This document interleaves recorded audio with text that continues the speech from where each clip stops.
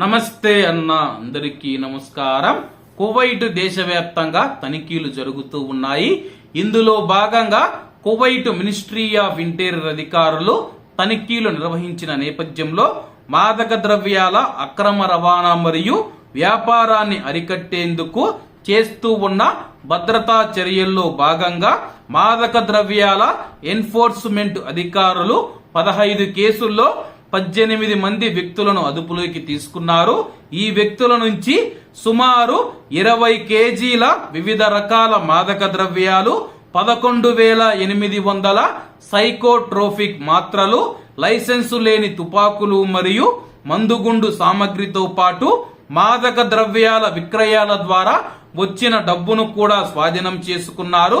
అలాగే వీరిపైన చట్టపరమైన చర్యల కోసం సంబంధిత అధికారులకు రెఫర్ చేశామని చెప్పి, అలాగే స్వాధీనం చేసుకున్న వాటిలో రసాయనాలు, క్రిస్టల్ మెత్, హ్యాషిష్, గంజాయి, కొకైన్ మరియు హెరాయిన్లు ఉన్నాయని చెప్పి విచారణలో నిందితులు మాదక ద్రవ్యాల అక్రమ రవాణా మరియు దుర్వినియోగంలో తమ యొక్క ప్రమేయాన్ని అంగీకరించారని చెప్పి వాటిని స్వాధీనం చేసుకున్న వస్తువులతో పాటు తదుపరి చట్టపరమైన చర్యల కోసం వీరందరినీ సంబంధిత అధికారులకు రెఫర్ చేశామని చెప్పి కువైట్ దేశవ్యాప్తంగా తనిఖీలు కొనసాగుతూ ఉన్నాయి.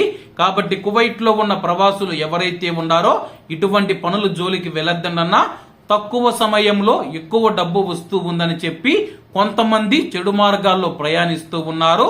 మనం కష్టపడిన సొమ్మే ప్రస్తుత కాలంలో, ప్రస్తుత సమాజంలో, ప్రస్తుత పరిస్థితుల్లో మనకైతే నిలబడడం లేదన్నా, ఇలా చెడు మార్గాల ద్వారా సంపాదించిన డబ్బు మన దగ్గర ఉంటుందా లేదా అని చెప్పేసి ఆలోచించండి.